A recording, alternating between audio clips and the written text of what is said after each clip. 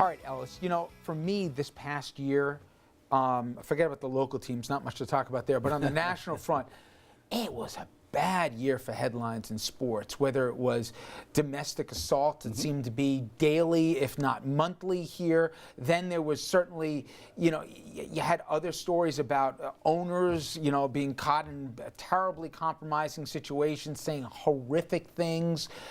It was just the non-sports headline that dominated the back page, it seemed, this year. That's right. I'm glad we're not talking about New York sports because I wouldn't really know what to say on that one. No, but the Donald Sterlings, right. the Cetera's, the Ray Rices. But what I think you have your finger on, Richard, is that the sports stories really aren't sports stories. They're really cultural stories and political stories. To me, the one that is most likely to linger for a long time isn't the domestic violence piece, because I do think the NFL is finally getting a grip on that. And in the end, there's probably a limit to what a league can do to discipline its players. I mean, some of them are bad guys. But the concussions in the NFL, and watch the same thing come up in soccer a couple of years from now. I can't enjoy a boxing match anymore. I used to, but I can't anymore because I feel too bad for those guys in the ring. If football fans start feeling the same way watching a football game, something huge changes on the sports landscape. And I think to Ellis's point, Andrew, you're starting to see it in numbers, turnouts. I mean, dads like me that are trying to figure out, do I want my kid playing football? It's those discussions we never had before. I mean, it doesn't seem to be hurting at the gate. It doesn't seem to be hurting in terms of TV numbers, at least not yet. But the follow-up, the next step is the one that's going to interest me. Do the sports leagues go from being reactive to proactive on any of these issues, whether it's domestic violence, whether it's concussions, whether it's drug use or performance-enhancing drugs, which they sort of got dragged into? They've been very reactive. The epitome of that being Roger Goodell in the NFL this year, being always looking for the best PR option and always being 10 steps behind. What sports league is going to be more proactive and sort of take the bull by the horns and try to arrest some of these problems before they become even bigger problems? I'm not sure. Arrest them. Thank you. We also got reminded, Dominic, how big sports figures have become. The LeBron James story and the return to Cleveland. I swear, for a week there, Cleveland was the center of the universe. Probably the last time, but you know what I mean?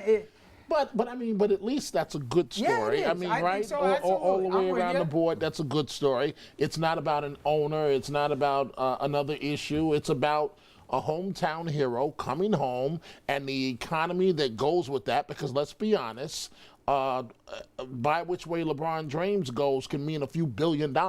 It's as simple as that.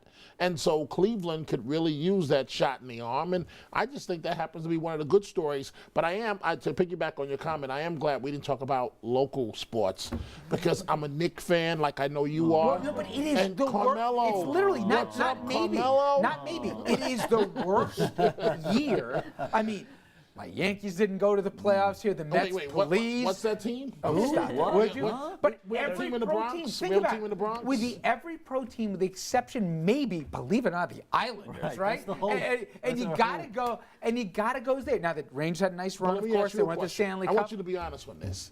Did you miss A-Rod this year? I know I did. I didn't miss him, but I couldn't get away from him even when he wasn't playing. Every week there was a story, and I, like sports fans, had fatigue. But, it was neat. We did see an Olympics.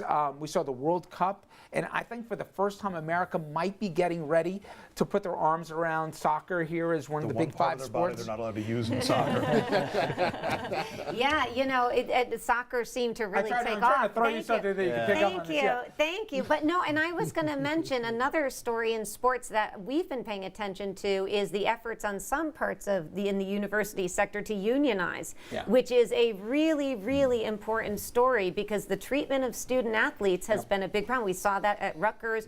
We've seen it elsewhere. And so the efforts to unionize have been a big story. I don't think they're going to be successful in the short term. We're gearing up for a college football championship. I know I'll be watching the first playoff here. But that said, college football, as you see it and as you know it now, it has changed radically in the last few years. It's going to change even more radically in the coming ones. You have teams, colleges that are disbanding programs. You talk about Ellis said about the cost and the premiums that are coming with insurance and the cases, and now on top of all that, the economics.